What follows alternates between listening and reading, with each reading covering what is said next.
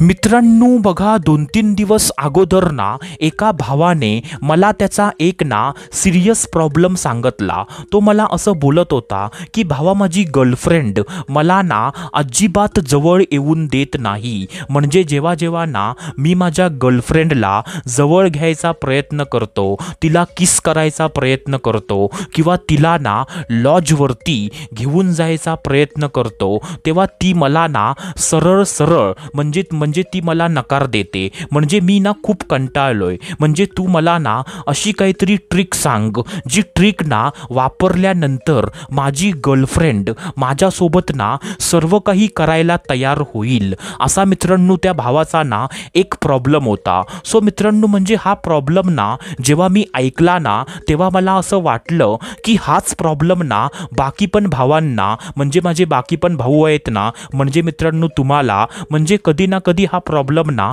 येत असेल किंवा म्हणजे तुम्हाला हा प्रॉब्लेम ना कधीतरी आयुष्यामध्ये येईल। सो मित्रांनो म्हणजे ह्याच्यासाठीच ना आज मित्रांनो ह्या व्हिडिओमध्ये म्हणजे मी तुम्हाला ना अशी एक मित्रांनो पॉवरफुल ट्रिक आज मी तुम्हाला सांगणार आहे। म्हणजे जी जर ट्रिक ना जर तुम्ही म्हणजे नीट लक्ष देऊन ऐकलीत ना आणि जर तुम्ही तिचा उपयोग म्हणजे प्रॉपरली आपल्या आयुष्यामध्ये केलात ना, सो मित्रांनो तुम्हाला मी गॅरंटी देतो की तुमची गर्लफ्रेंड तुम्हाला ना हवं ते देईल। काय बोललो मी? तुमची गर्लफ्रेंड तुम्हाला ना हवं ते देईल मित्रांनो। आता मित्रांनो हवं ते देईल म्हणजे ह्याचा अर्थ काय होतो? सो मित्रांनो तुम्हाला तो अर्थ समजला असेल। सो मित्रांनो ह्याच्यासाठीच ना आजचा व्हिडिओ हा खूप जास्त महत्त्वाचा आहे आणि मित्रांनो यूट्यूबवरती ना असा व्हिडिओ तुम्हाला कुठेच बघायला भेटणार नाही। सो मित्रांनो ह्याच्यासाठी ना आजचा व्हिडिओ हा तुम्ही पूर्ण बघा। सो मित्रांनो चला सुरुवात करूया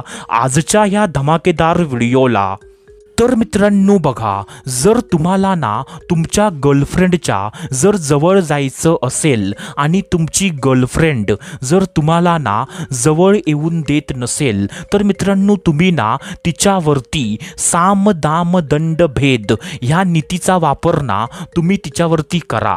आता मित्रांनो साम दाम दंड भेद म्हणजे ह्या नीतीचा वापर तुम्ही तिच्यावरती कसा करायचा? सो मित्रांनो हेच ना आता मी तुम्हाला डिटेलमध्ये सो मित्रांनो ह्यासाठी ना आत्ता जे मी तुम्हाला काही सांगणार आहे ना ते तुम्ही एकदम नीट लक्षपूर्वक म्हणजे तुमचं सर्व लक्ष देऊन आता तुम्ही सर्व काही ऐका। आता मित्रांनो बघा, तुम्ही सर्वात पहिल्यांदा ना साम ह्या मार्गाचा वापर करा। आता साम मध्ये काय असतं की म्हणजे सामंजस्यपणा, प्रेमाने म्हणजे मित्रांनो तुम्ही ना म्हणजे तुमच्या गर्लफ्रेंडला म्हणजे प्रेमाने समजवा, तुम्ही तिला ना लाडीगुडी लावा। म्हणजे मित्रांनो बोलायचा उद्देश असा आहे की तुम्ही पहिल्यांदा ना प्रेमाने तिला समजवून बघा आणि जर ती प्रेमाने पण ऐकली नाही सो मित्रांनो म्हणजे त्याच्यानंतर ना तुम्ही दाम या मार्गाचा वापर करा। आता मित्रांनो दाम मध्ये काय असतं की दाम म्हणजे काय की एखाद्या व्यक्तीला ना म्हणजे एखाद्या गोष्टीची लालच एखाद्या व्यक्तीला दाखवणं आणि त्याच्याकडून ना आपल्याला हवं ते काम करून घेणं। जसं की फॉर एक्झाम्पल म्हणजे तुम्ही तिला असं बोलू शकता की जर तू माझ्यासोबत ना जर लॉजवरती आलीस ना तर मी तुला ना एखादा चांगला ड्रेस म्हणजे तुला विकत घेऊन देईन, म्हणजे मी तुला ना एखादा चांगला मोबाईल आता मी तुला विकत घेऊन देईन। म्हणजे मित्रांनो तुम्ही तिला ना अशी काहीतरी लालच दाखवा की म्हणजे जर तू माझ्यासोबत ना जर ते काम केलंस ना तर मी तुला ना ही गोष्ट देईन। कारण मित्रांनो काही मुली ना लालचमध्ये येऊन पण म्हणजे जे हवं ते काम करायला ना काही मुली म्हणजे तयार होतात, पण मित्रांनो काही मुली ना पैशाच्या लालची अजिबात नसतात। सो मित्रांनो अशा मुलींबरोबर ना तुम्ही काय करा की मित्रांनो जर एखादी मुलगी ना तुमच्याजवळ ना एखादी गोष्ट म्हणजे खूप दिवस झाले मागत आहे पण तुम्ही तिला ती गोष्ट ना नाही दिलीत, जसं की फॉर एक्झाम्पल तुमची गर्लफ्रेंड तुम्हाला असं बोलत होती की म्हणजे तू आपल्याबद्दल ना म्हणजे तुझ्या मम्मी पप्पांना ना लवकरात लवकर सांगून टाक। सो मित्रांनो असं जर असेल ना की तुम्ही तुमच्या गर्लफ्रेंडला असं बोला की म्हणजे जर तू माझ्यासोबत ना जर लॉजवरती आलीस ना तर मी माझ्या मम्मी पप्पांना ना आपल्याबद्दल लवकरात लवकर सांगेन. असं मित्रांनो म्हणजे तिला ना काहीतरी लालच दाखवा. कारण मित्रांनो लालचमध्ये येऊन ना ती मुलगी तुमच्यासोबत ना हवं ते करायला तयार होऊ शकते. आता मित्रांनो म्हणजे जर ती मुलगी ना लालचमध्ये पण आली नाही सो मित्रांनो त्याच्यानंतर ना तुम्ही दंड ह्या नीतीचा वापर करा.